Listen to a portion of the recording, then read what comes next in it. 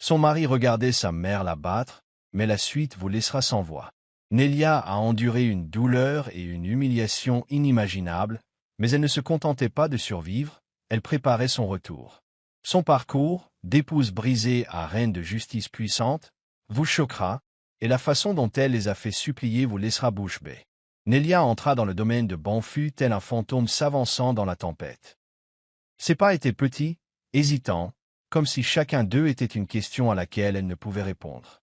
Elle portait une robe en raffia simple, cousue par les mains de son défunt oncle, la seule famille qui lui ait jamais témoigné son amour. Autour d'elle, les hauts murs de la maison Banfu semblaient respirer la puissance, absorbant chaque rayon de lumière qui touchait sa peau. Elle regarda silencieusement autour d'elle, scrutant le manoir, les gardes, l'étrange silence d'une maison pleine de monde mais vide de chaleur. À ses côtés, Tanda marchait comme un homme sans attache. Il était ferme, inexpressif, comme une pierre qui aurait oublié comment ressentir. Ses mots étaient tranchants, prononcés sans ménagement. « À partir d'aujourd'hui, tu es ma femme, dit-il sans même la regarder. Obéis à ma mère. Ne me fais pas honte. Son ton n'était pas accueillant. C'était un avertissement. Ce n'était pas un retour aux sources. C'était une sentence silencieuse. Alors que l'imposant portail du complexe se refermait derrière elle, Nelia tressaillit. C'était le bruit de la liberté quittant sa vie. Personne ne l'accueillait à l'intérieur. Personne ne souriait. L'air sentait l'huile et la poussière, et le silence était plus fort qu'un cri. Elle remarqua des serviteurs qui la regardaient depuis les coins, chuchotant à son passage. Mais personne ne s'approcha. C'était clair. Cette maison avait des règles, et elle était déjà en dehors. Son mari ne l'accompagna pas jusqu'à sa chambre. Il ne lui prit pas la main. Au lieu de cela, il disparut dans les appartements intérieurs, la laissant seule devant la lourde porte en bois, où une petite femme lui désigna la chambre de bonne sans un mot. Nelia y entra, un petit espace sombre avec une natte déchirée et un pot en terre cuite cassé. Ce n'était pas l'accueil d'une mariée. C'était autre chose. Assise seule ce premier soir, écoutant les rires provenant de la salle familiale où elle n'était pas invitée, elle réalisa que son mariage n'était pas une question d'amour, ni même de camaraderie. C'était une question de contrôle. Tando l'avait épousée, mais pas pour construire une vie. Il l'avait épousée pour la faire taire, pour la faire taire.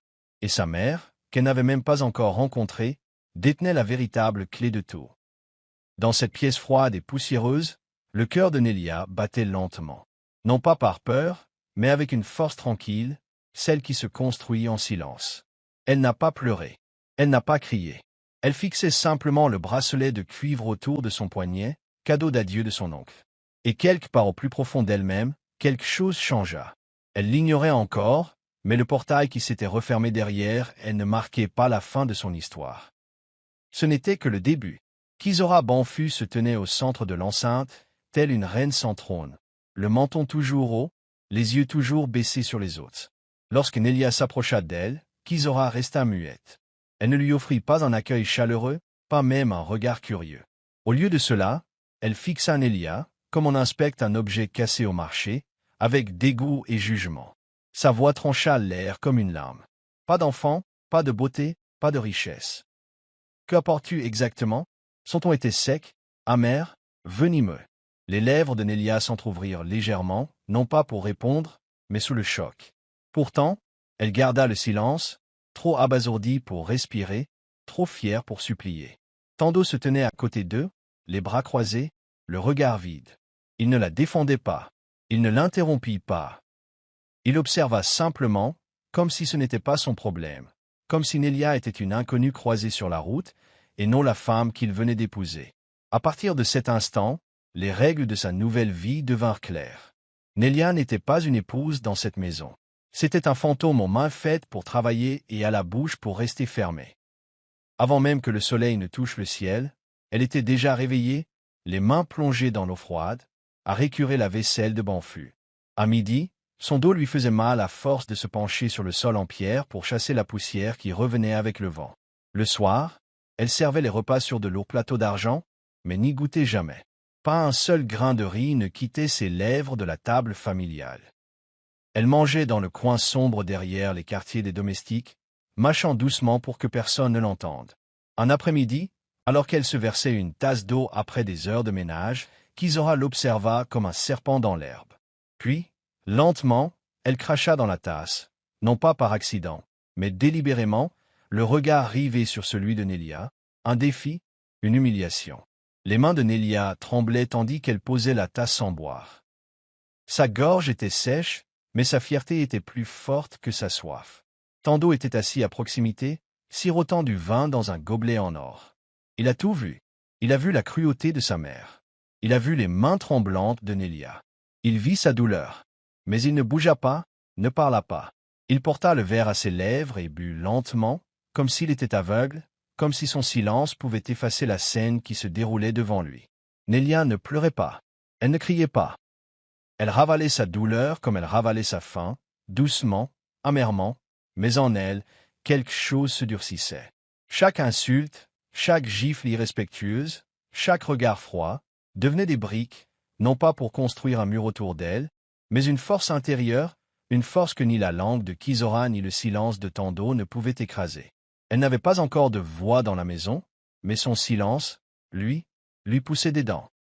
Dans la maison Banfu, la joie n'avait pas sa place. L'air était lourd de silence et même le vent semblait trop effrayé pour bouger.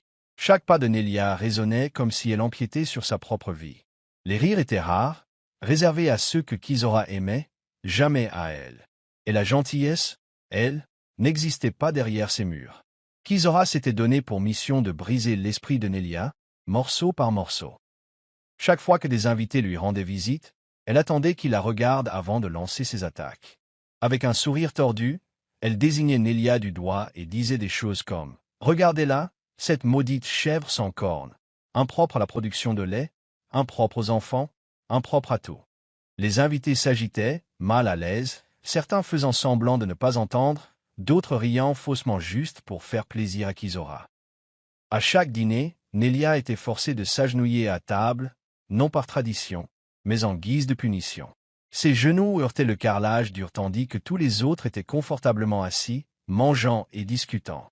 Elle les servait en silence, la tête baissée, les yeux baissés. Tando ne lui disait jamais de se lever, il ne la regardait même pas, il était assis fièrement en bout de table, mâchant lentement, hochant la tête aux conversations, faisant comme si elle n'existait pas. L'humiliation ne s'arrêta pas là. Un matin, alors qu'elle préparait le petit déjeuner, Nelia brûla une miche de pain, un peu trop foncée sur les bords. Kizora fit irruption dans la cuisine comme si un incendie s'était déclaré.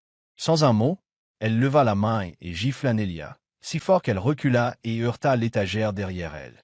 Des épices tombèrent par terre, une odeur de poivre emplit la pièce, mais les larmes de Nelia ne coulèrent pas. Sa joue brûla, sa fierté encore plus, mais elle resta immobile. Tando était là, assis près de la fenêtre, en train de lire son journal. Il s'arrêta juste pour se curer les dents avec un cure-dent, puis tourna calmement la page suivante. Aucune réaction, aucune défense, juste le silence, comme si les gifles étaient aussi banales que le thé du matin. Aucune des femmes de la maison n'offrait de réconfort, ni les tantes, qui portaient des bracelets en or et détournaient le regard, ni les cousines, qui murmuraient à son sujet à son décès. Elle la regardait souffrir comme un spectacle, quelque chose qu'il fallait observer, et non arrêter. Nelia se déplaçait dans la propriété, telle une ombre. Elle préparait les repas. Elle nettoyait la maison. Elle lavait le linge. Mais aux yeux de tous, elle était invisible. Personne ne lui parlait, sauf pour l'insulter ou lui donner un ordre. Personne ne lui demandait si elle allait bien. Personne ne remarqua qu'elle saignait des mains après avoir frotté les pierres de la cour pendant des heures. Elle était une prisonnière portant le nom d'une épouse. Et dans cette froide maison d'humiliation, entourée de luxe mais affamée d'amour, Nelia apprit la vérité. Parfois, la douleur la plus profonde n'est pas forte. Elle est silencieuse. C'est celle qui s'infiltre dans vos os et attend le jour où elle pourra se manifester. Le soleil se leva, chaud et matinal, ce jour de marché. Le domaine bourdonnait d'activité tandis que les commerçants préparaient leurs paniers et leurs charrettes. Nelia était allée au marché comme toujours, pieds nus, un sac tissé à la main, l'esprit bourdonnant d'une liste d'achats. Mais dans toute cette précipitation, elle a oublié une chose, les feuilles de manioc. Rien que les feuilles de manioc. Une simple erreur. Mais chez les Banfu, l'erreur était interdite. Dès que Kazora vit l'espace vide sur l'étagère de la cuisine, son visage se tordit de rage. Elle ne cria pas. Pas tout de suite. Elle attrapa Nelia par l'oreille et la tira à travers l'enceinte, par-dessus le portail, directement sur la place du village. Son emprise était forte, cruelle et pleine de fierté. Les villageois s'arrêtèrent. Certains cessèrent de cueillir des ignames. D'autres levèrent les yeux de leur stand. Tous les regards les suivirent tandis que Kazora menait sa belle-fille comme une criminelle vers le centre de la foule. Sans un mot, Kazora tendit la main derrière son emballage et en sortit une canne. Longue, épaisse, pointue au bout. Elle n'a pas attendu de raison. Elle n'a pas attendu la honte. Le premier coup s'abattit violemment sur le dos de Nelia. Puis le deuxième, le troisième. Au cinquième coup, le marché était silencieux. Le 10, la foule s'était rassemblée. Les enfants avaient arrêté de mâcher leur canne à sucre. Les femmes se couvraient la bouche. Les hommes secouaient la tête. Mais personne ne bougeait. Personne ne l'arrêtait. La voix de Kazora s'éleva à chaque coup. « Voilà ce qui arrive aux épouses inutiles », hurla-t-elle. « Que tout le village le voie. » Et tout le village vit. Ils virent Tando aussi. Il se tenait près de la cave à fruits, les bras croisés, observant tout. Sa femme, battue en public. Sa mère, hurlant comme une folle. Il ne parlait pas. Elle ne sia pas. Elle resta plantée là, telle une statue taillée dans la pierre. Le corps de Nelia tressaillait à chaque coup. Mais essay, bouche resta close. Aucun cri. Aucune supplication. Pas une seule larme ne coula. Elle ne supplia pas. Elle ne s'effondra pas. Elle se tenait là, la peau brûlante, la tête basse. Mais la dignité lui collait toujours à la peau comme une seconde peau. Les gens chuchotaient. Certains secouaient la tête. D'autres détournèrent le regard, honteux pour elle. Mais personne ne l'aida. Car à Zungu, le nom de Banfu avait trop de pouvoir. Personne n'osa défier Kazora, pas même lorsqu'elle brisa sa canne à force de frapper. Finalement, la tempête se calma. Kazora laissa tomber sa canne, cracha par terre et retourna à l'enclos, la tête haute. Nelia se tenait seule dans la poussière, les épaules tremblantes, mais pas de faiblesse. Défoulée. Elle ne s'enfuit pas. Elle ne parla pas. Elle ramassa la canne cassée, regarda la foule, puis rentra chez elle pieds nus. Ce jour-là, Nelia ne ressentit pas que de la douleur. Elle sentit un changement. Quelque chose en elle se brisa, non pas à cause de la peur, mais à cause du pouvoir. Son silence ce jour-là, c'était plus fort que n'importe quel cri. Et même si personne ne le savait encore, ce fut ce jour-là que son histoire commença à changer. Cette nuit-là, alors que le domaine dormait sous le poids de sa propre cruauté, Nelia se glissa par la porte de derrière, le dos encore brûlé par la canne. Son cœur était plus lourd que le ciel nocturne. Elle ne courut pas. Elle marcha simplement, lentement, jusqu'à ce que le bruit du complexe soit loin derrière elle. Son peignoir était humide de larmes silencieuses, et la poussière collait à ses pieds comme un regret. Elle erra dans l'allée derrière le vieux grenier, un endroit oublié où personne ne se souciait de regarder. Le vent soufflait doucement, comme pour murmurer des secrets aux pierres. Puis une voix surgit de l'obscurité, rauque, profonde, inattendue. « Tu n'es pas faible, dit-il. Tu attends. » Nelia se figea, le souffle coupé. Elle se retourna lentement et le vit, un vieil homme assis contre le mur, les jambes croisées, les yeux blancs de cécité. Ses vêtements étaient déchirés, son bol vide, mais sa voix portait le calme de quelqu'un qui en avait trop vu et qui n'avait peur de rien. « Qui es-tu » demanda-t-elle d'une voix à peine plus qu'un murmure. « Juste un homme qui écoute, » répondit-il. Il fouilla dans les plis de sa robe et en sortit un petit bracelet en cuivre. Il était vieux, terne et rayé par le temps, mais il semblait vivant. Il le lui tendit. « Ce n'est pas magique, dit-il, mais ça sait survivre. » Nelia le regarda, perplexe. « Pourquoi moi ?»« Parce que ton nom, dit-il, résonnera plus fort que celui de celui qui te bat. » Ses mains tremblaient lorsqu'elle le prit. Le cuivre était chaud, comme s'il l'attendait depuis toujours. Elle le glissa à son poignet et, à cet instant, quelque chose se transforma en elle, pas bruyamment, pas soudainement, mais profondément. Le vieil homme sourit, même si ses yeux ne voyaient rien. « Rentrez chez toi, » dit-il doucement, mais marche comme une graine, pas comme une ombre. Elle ne comprit pas au début, mais acquiesça. Cette nuit-là, Nelia retourna au domaine de Banfu par la même porte qui avait englouti ses rêves. Mais ses pas étaient différents. Ils étaient silencieux, certes, mais réguliers. Elle ne marchait plus sur la pointe des pieds, telle une invitée de sa propre vie. Elle ne tressaillait plus à l'évocation de son nom. Elle marchait comme si chaque pas semait quelque chose, du courage peut-être, de la force, ou quelque chose qui pousse encore. Kizora ne le remarqua pas. Tando s'en fichait, mais la maison le sentit. L'air le sentit. Même le sol sous ses pieds nus le sentait. Quelque chose avait changé, et tout avait commencé avec un inconnu dans la ruelle, et un bracelet qui le lui rappelait. Le silence ne signifie pas capitulation. Parfois, le silence est le son d'une puissance qui s'apprête à parler.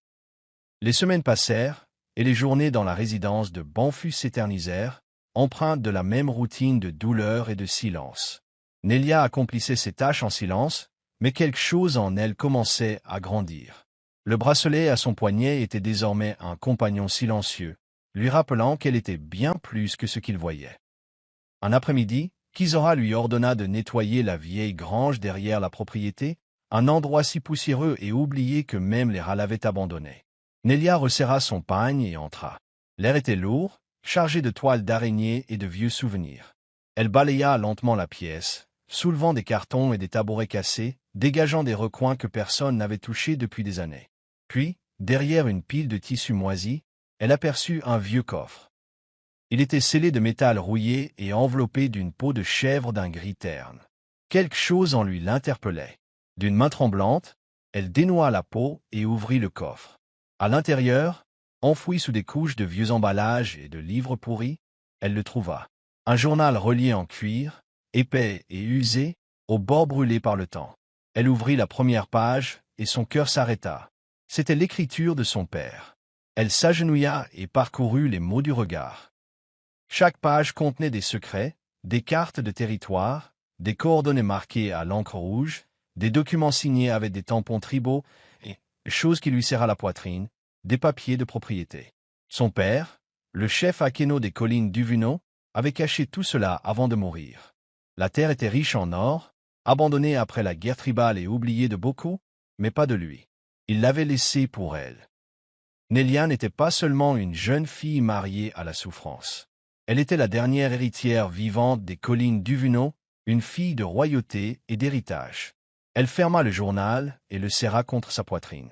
Ses yeux brûlaient, mais aucune larme ne coulait. Plus maintenant. Elle se leva lentement, essuya la poussière de son emballage et jeta un dernier regard à la grange. Sa décision était prise.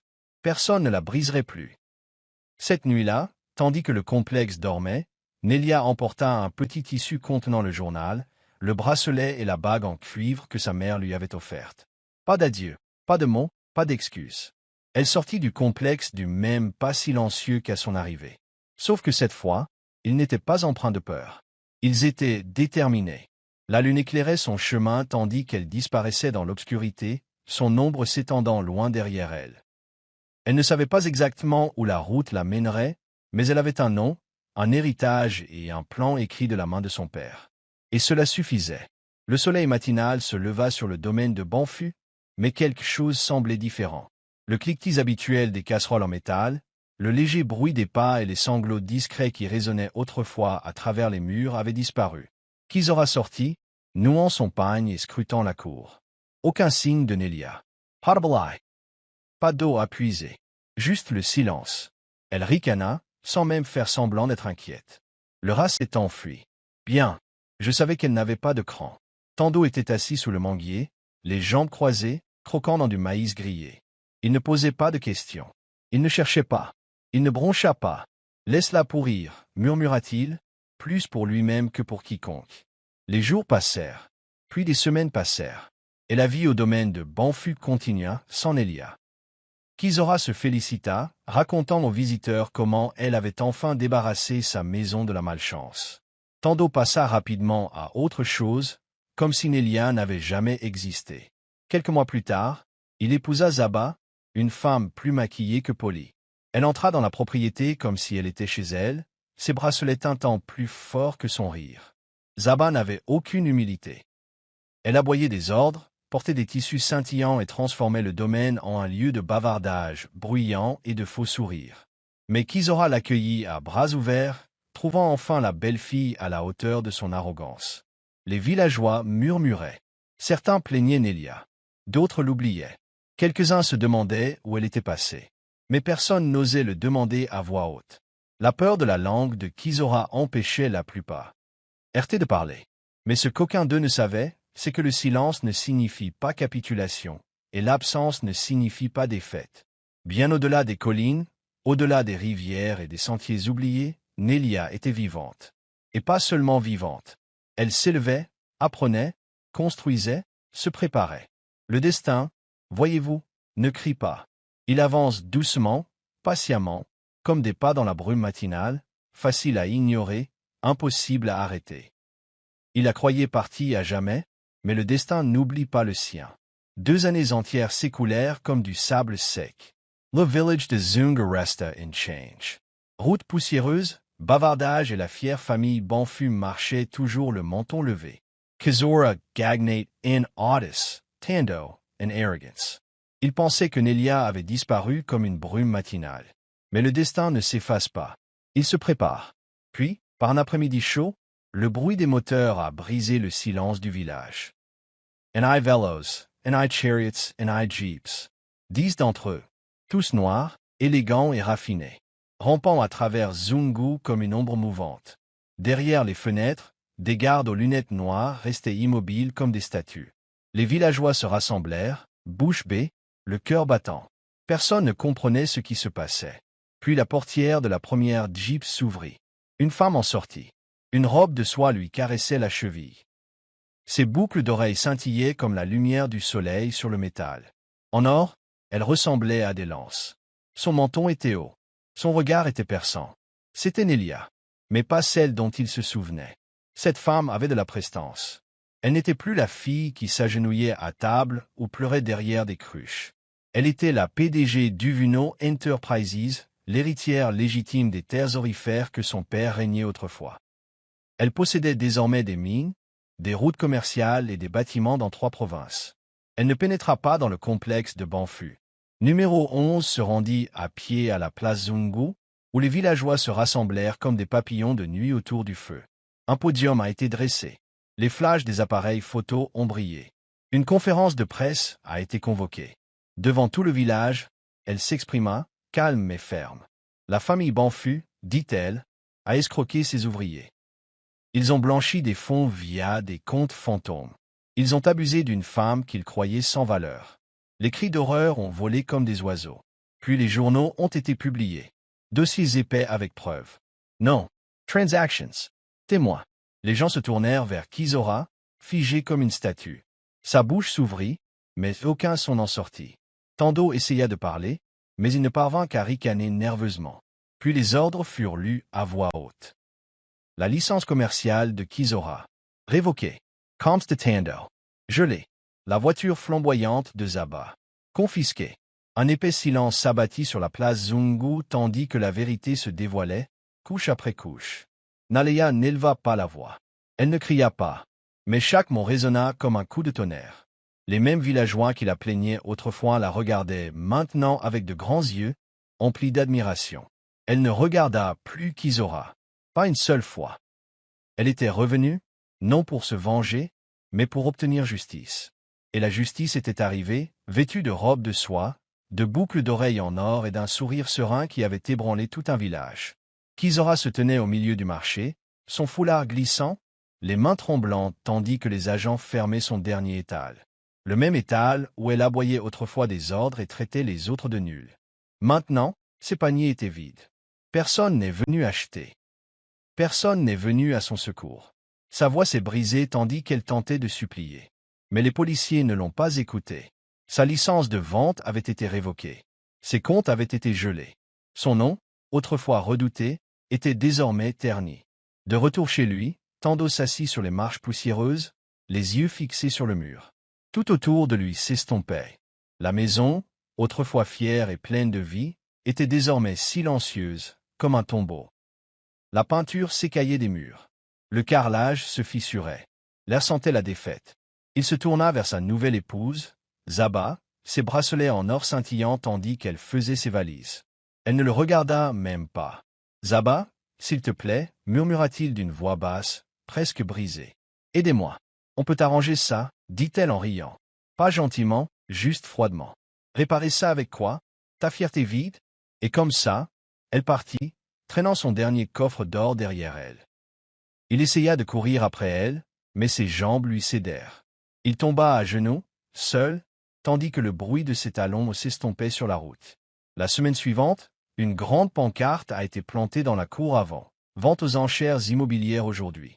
Des inconnus ont parcouru leur maison, inspectant les meubles, mesurant les rideaux, pointant les murs du doigt comme s'il s'agissait d'une coquille vide à nettoyer. La maison de Banfu ne leur appartenait plus. Elle appartenait à celui qui avait fait l'offre la plus élevée. Mais au milieu de la tempête, Nalia était calme. Elle ne criait pas. Elle ne lançait pas d'insultes, ni n'élevait la voix comme Kizora l'avait fait autrefois. Elle observait de loin. Calme, immobile, digne. Elle n'avait pas besoin de les maudire. La vie l'avait déjà fait. Kizora, autrefois si fière et cruelle, était maintenant assise devant le temple du village, son pagne déchiré, mendiant des pièces. Tando, autrefois l'homme le plus bruyant du village, évitait désormais les rues. Les gens chuchotaient dans son dos. Les enfants le montraient du doigt. Son nom était devenu un avertissement. Mais Nalia, elle, marchait avec grâce, en silence, avec force. Elle ne regardait jamais en arrière. Car lorsque le pouvoir est réel, il ne crie pas. Il arrive, tout simplement. Et tout autour de lui se tait. Une semaine plus tard, sous le même grand arbre de la place du village, là où Nalia s'était agenouillée, les genoux meurtris et l'estomac vide, deux silhouettes étaient à présent agenouillées dans la poussière. Leurs vêtements étaient déchirés, leurs visages creusés par la faim et la honte. Le foulard de Kizora lui collait à peine à la tête. Et le regard de Tando, autrefois fier et perçant, s'agitait maintenant nerveusement, comme celui d'un enfant effrayé. Personne ne les saluait. Personne ne leur offrait son aide. Ils étaient invisibles pour la foule. Juste un autre couple de mendiants que le village avait abandonné. La voix de Kizora n'était qu'un murmure. « Nalia, dit-elle, les lèvres gercées, les mains tremblantes. S'il te plaît, juste un morceau de pain. Nous n'avons rien. » Tando n'y parla pas. Il fixait simplement le sol, incapable de lever la tête. C'était l'homme qui avait autrefois regardé Nalia souffrir en silence. Il était maintenant assis à côté de la femme qui lui avait fait vivre un enfer, tous deux brisés, tous deux oubliés. Les villageois observaient en silence. Certains secouaient la tête, d'autres murmuraient. Mais personne n'interrompait ce qui se déroulait. C'était comme si l'air lui-même retenait son souffle. Puis Nalia apparut, vêtue d'une robe blanche flottante, son bracelet de cuivre scintillant au soleil. Elle se déplaçait avec une puissance tranquille. Elle ne se précipitait pas. Elle ne baissa pas les yeux. Elle marchait avec la force tranquille de quelqu'un qui avait connu la douleur et l'avait vaincue. Dans sa main, elle tenait une miche de pain, fraîche et chaude. Elle s'arrêta près de l'arbre. Les yeux de Kizora s'illuminèrent d'espoir. « Nalia, s'il te plaît, mon enfant, » répéta-t-elle. « Juste du pain. » Nalia la regarda, puis Tando. Elle ne dit rien. Au lieu de cela, elle se tourna légèrement et tendit le pain à un vieux mendiant assis à quelques pas. Un homme qui avait toujours été gentil avec elle par petites attentions, lui offrant une ombre ou un sourire quand personne d'autre ne le faisait. Elle lui tendit le pain avec douceur, inclina la tête avec respect et poursuivit son chemin. Kizora halida dousement. Tando leva les yeux, confus. Mais Nalia ne se retourna pas. Le message était clair. On peut frapper quelqu'un, lui enchaîner les mains. On peut brûler leur dignité et les traiter de bons à rien. Mais si le destin a planté une graine en eux, aucune tempête ne pourra la tuer. Elle poussera silencieusement, puissamment, jusqu'à ce que ses racines percent la pierre. Il y a des années, il l'avait fait s'agenouiller. Aujourd'hui, elle marchait la tête haute tandis qu'il rampait pour ramasser des miettes. Elle n'avait pas besoin de vengeance. Il lui fallait juste se lever. Et cela lui suffisait. Ce que Nalia avait traversé était un chemin de douleur, de silence et de souffrance. Mais à travers tout cela, elle a trouvé sa force, sa raison d'être et sa destinée. L'histoire de la façon dont elle a été maltraitée, battue et oubliée, pour finalement se relever et faire s'agenouiller ceux qui l'avaient autrefois rabaissée, témoigne de la résilience qui sommeille en chacun de nous. Elle nous rappelle que, même si les jours semblent sombres, il y a toujours en nous une graine de force et de détermination qui n'attend que de germer. Si la force de Nalia et le triomphe de son esprit vous ont touché, partagez cette histoire. Partagez-la avec quelqu'un qui a besoin d'entendre que sa douleur n'est pas la fin de son histoire, mais le début de quelque chose de plus grand.